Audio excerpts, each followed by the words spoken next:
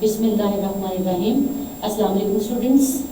आज हमारा second lecture chapter number 8 second year getting started with C. पिछले lecture में मैंने आपको थोड़ा ब्रीफ इंट्रोडक्शन जो है वो दिया कि प्रोग्रामिंग लैंग्वेज क्या है, उसकी टाइप्स के हवाले से, फिर उसकी हमने कुछ कैरेक्टरिस्टिक्स डिस्कस की।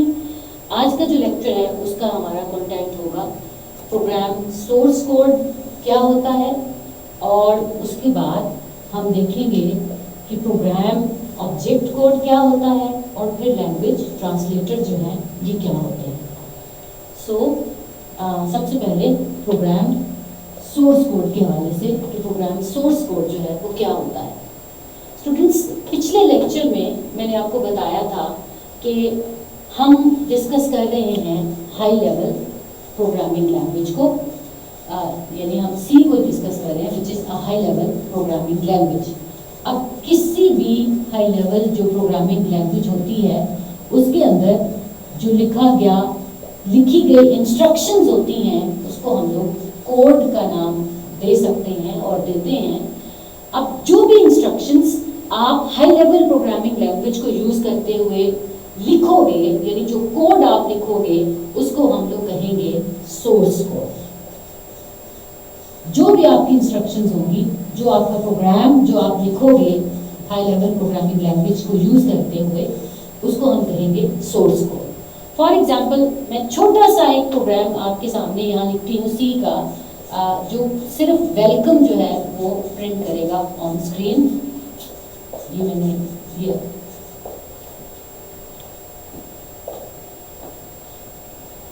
क्या हो गया,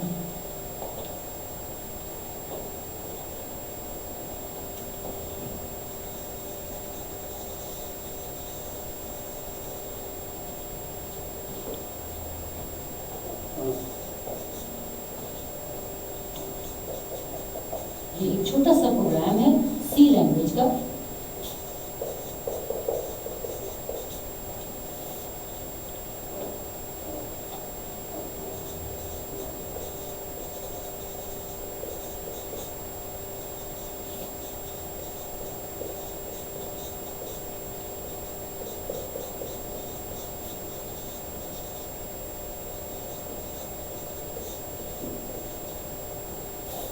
स्टूडेंट्स, ये छोटा सा मैंने एक प्रोग्राम लिखा है जो स्क्रीन पे सिर्फ वेलकम जो है वो उसको प्रिंट कर देगा।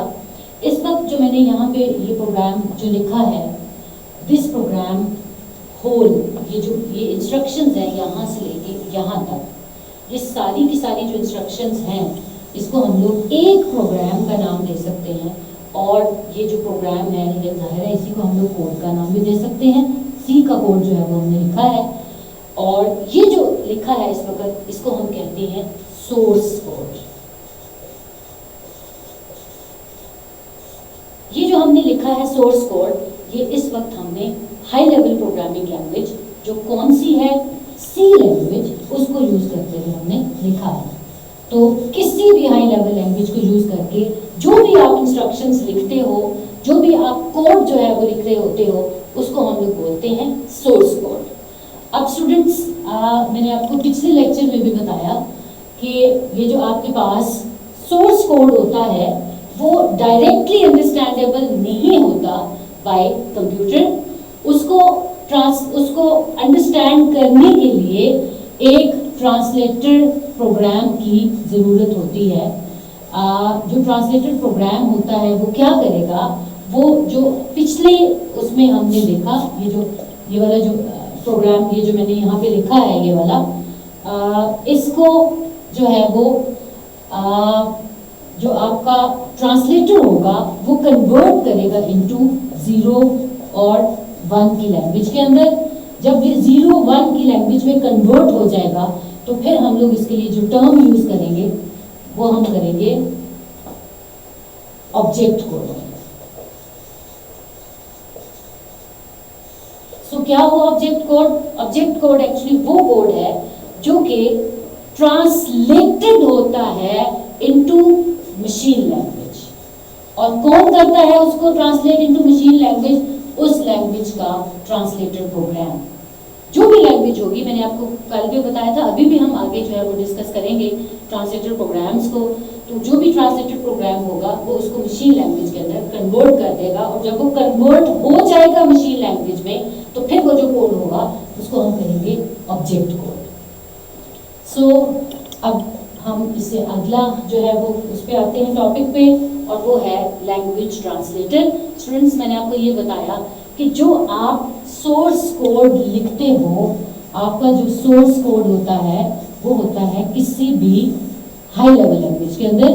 अब हाई लेवल लैंग्वेज के अंदर लिखा हुआ कोड अंडरस्टैंडेबल नहीं है बाय कंप्यूटर, उसको अंडरस्टैंड करने के लिए एक ट्रांसलेटर की जरूरत पड़ती है, जिसको हम लैंग्वेज ट्रांसलेटर का नाम देते हैं। ऑफ कोर्स ये भी आपके पास एक सॉफ्टवेयर है, जैसे सी जो है ये एक सॉफ्टवेयर है, जावा या इस तरह से वो सॉफ्टवेयर है, वैसे ही आपके पास जो ट्रांसलेटर प्रोग्राम होते हैं ये भी एक सॉफ्टवेयर ही होता है।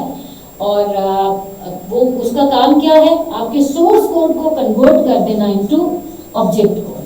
तो स्टूडेंट्स, बेसिकली आपके पास ये जो ट्रांसलेटर प्रोग्राम्स होते हैं ये 3 टाइप्स के होते हैं। एक आपके पास होता है कंपाइलर, दूसरा आपके पास होता है इंटरप्रेटर, और तीसरा जो आपके पास होता है वो है असेंबलर। सबसे पहले हम लोग जो है वो कंपाइलर को डिस्कस करेंगे।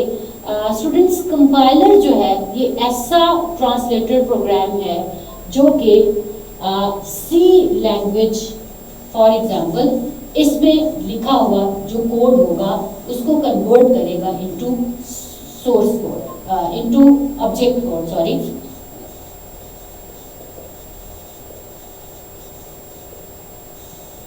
अच्छा, अब ये जो कंपाइलर है इसकी क्या खास बात है? स्टूडेंट्स, कंपाइलर की खास बात ये है कि ये आपके सोर्स कोड को जो आपने हाई लेवल लैंग्वेज को यूज करते हुए लिखा, इसको ओवरऑल सब के सबको ये इकट्ठा ऑन द होल, यानी सपोज करो आपका जो कोड है वो एक जगह से शुरू हुआ। फॉर एग्जाम्पल, ये पेज है आपके पास ब्लैंक, यहाँ से शुरू हुआ और यहाँ तक ये सारा का सारा आपका कुछ इंस्ट्रक्शंस जो है वो लिखी गई हैं। इन सारी की सारी इंस्ट्रक्शंस को ऑन द होल जो है वो मशीन लैंग्वेज में कन्वर्ट कर देगा, यानी ऑब्जेक्ट कोड जो है वो बना देगा। तो ये जो आपका कंपाइलर प्रोग्राम है ये ऐसा ट्रांसलेटर प्रोग्राम है जो आपके सोर्स कोड को on the whole object code के अंदर कन्वर्ट कर देता है। बाद में फिर आपकी एक ऑब्जेक्ट फाइल जो है वो क्रिएट होती है। उसके बाद फिर जो हमारे पास दूसरा था, जिसको हम लोग इंटरप्रेटर का नाम दे रहे थे। स्टूडेंट्स, ये ऐसा ट्रांसलेटर प्रोग्राम है जो ऑन द होल नहीं करता, बल्कि उसकी बजाय ये स्टेटमेंट बाय स्टेटमेंट जो है वो करेगा। Statement by statement. अब इसका क्या मतलब हुआ? इसका मतलब ये हुआ कि आपके पास सपोज करो यहाँ पे मैं एक छोटा सा मतलब वो करती हूँ, इसके अंदर इस वक्त ये टोटल 6 स्टेटमेंट्स जो हैं वो एक प्रोग्राम की हैं। तो इंटरप्रेटर क्या करेगा? पहले इस कंप्लीट स्टेटमेंट को ट्रांसलेट करेगा, उसके बाद फिर इसको करेगा, फिर इसको करेगा, फिर इसको करेगा, फिर इसको करेगा, और फिर उसके बाद इस पे आएगा। अब इसको ट्रांसलेट करने के दौरान सपोज करो उसको यहाँ पे कुछ एरर्स जो हैं वो मिल जाते हैं जो आपके सोर्स कोड के अंदर है। तो क्या होगा? ट्रांसलेटर यहीं पे अपनी ट्रांसलेशन को स्टॉप करेगा, एक एरर मैसेज जनरेट करेगा, और जो आपका प्रोग्रामर है उसको ये मैसेज आएगा कि इसमें ये एरर्स हैं। वो फिर प्रोग्रामर जो होगा वो उस एरर को पहले रिमूव करेगा और उसके बाद फिर दोबारा से जो है वो ट्रांसलेशन स्टार्ट होगी। फिर इसी तरह से लाइन बाय लाइन या स्टेटमेंट बाय स्टेटमेंट आपकी सारी की सारी ओवरऑल जो आपका सोर्स कोड है उसकी ट्रांसलेशन हो जाएगी इनटू ऑब्जेक्ट कोड। अब स्टूडेंट्स, आपने देखा कि जो आपके पास कंपाइलर था वो ओवरऑल, अगर ये आपके पास ये 4 लाइन्स का 5 लाइन्स का कोड है, तो यहाँ से उसने स्टार्ट करना है, यहाँ तक सारा का सारा इकट्ठा जो है वो पहले ट्रांसलेट कर देगा, फिर आपको जो है वो एरर्स बताएगा कि ये इसमें जो है ना वो एरर्स है। तो अब आपको खुद भी अंदाजा हो रहा होगा कि कंपाइलर के थ्रू एरर्स को रिमूव करना जो है वो इजी नहीं है। इसके थ्रू जो आपने एरर्स को रिमूव करना है वो इतना आसान नहीं है कंपाइलर के through, not easy to remove errors. लेकिन जो आपका इंटरप्रेटर है उसमें तो आपको, क्योंकि स्टेटमेंट बाय स्टेटमेंट वो सारा का सारा कर रहा होता है, तो इसलिए आपके लिए एरर्स को अंडरस्टैंड, एरर्स को जो डिटेक्ट करना है वो इजी हो जाता है। तो इसलिए ऑफ कोर्स इंटरप्रेटर जो है उसके थ्रू आपकी डीबगिंग जो होती है वो बहुत ज़्यादा आसान हो जाती है। एंड देन स्टूडेंट्स, आपका जो लास्ट आपका जो ट्रांसलेटर प्रोग्राम है उसको हम लोग असेंबलर जो है वो कहते हैं। तो असेंबलर जो आपके पास है वो नाम से भी आपको जाहिर हो रहा होगा, हम लोगों ने पिछले लेक्चर में असेंबली लैंग्वेज को जो है वो डिस्कस किया था। अब ये जो असेंबली लैंग्वेज है स्टूडेंट, इसका जो ट्रांसलेटर होता है उसको हम कहते हैं असेंबलर। तो असेंबलर जो है वो एक ऐसा ट्रांसलेटर प्रोग्राम है जो सिर्फ असेंबली लैंग्वेज में लिखी गई इंस्ट्रक्शंस को ट्रांसलेट करेगा into machine language, that is computer की लैंग्वेज 0 and 1, और उसको हम लोग कहेंगे असेंबलर। सो अगर मैं इसको सम अप करती हूँ तो क्या हुआ, आपके पास एक तरफ होता है आपका सोर्स कोड,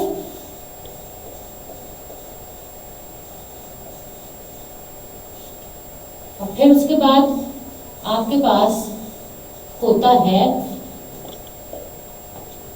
ट्रांसलेटर, और फिर ट्रांसलेटर जो होता है वो ट्रांसलेट करके आपके प्रोग्राम को कन्वर्ट कर देता है इनटू ऑब्जेक्ट कोड। और इस सारी प्रोसेस के दौरान आपके जो एरर्स होते हैं वो डिटेक्ट हो जाते हैं, और जब आपके एरर्स डिटेक्ट हो जाते हैं तो फिर आप उन एरर्स को रिमूव जो है वो करते हो और कर सकते हो। रिमूवल ऑफ एरर के लिए जो आप एक स्पेसिफिक टर्म यूज करते हो वो हम कहते हैं डीबगिंग। सो आपने देखा कि आपका जो ट्रांसलेटर प्रोग्राम होता है ये बहुत ज़्यादा हेल्पफुल होता है for debugging the source code. So that's all for today's lecture. Students, ये मैं आपको बता दूं कि ये आपका जो लेक्चर है जो आज हमने किया, ट्रांसलेटर जो लैंग्वेज ट्रांसलेटर है, ये लॉन्ग के पॉइंट ऑफ व्यू से बहुत इम्पॉर्टेंट है। ऑलमोस्ट लाइक आप ये कह सकते हो कि हर दफ़ा ये क्वेश्चन जो है वो आता है, तो इसलिए आपको इसको बहुत अच्छे से जो है वो करना है। जो इससे पहले हमने 2 टर्म्स यूज़ की थी, प्रोग्राम सोर्स कोड और प्रोग्राम ऑब्जेक्ट कोड, ये दोनों टर्म्स जो हैं ये भी शॉर्ट के पॉइंट ऑफ व्यू से जो है वो बहुत ज़्यादा इंपॉर्टेंट है। So that's all for today, thank you so much.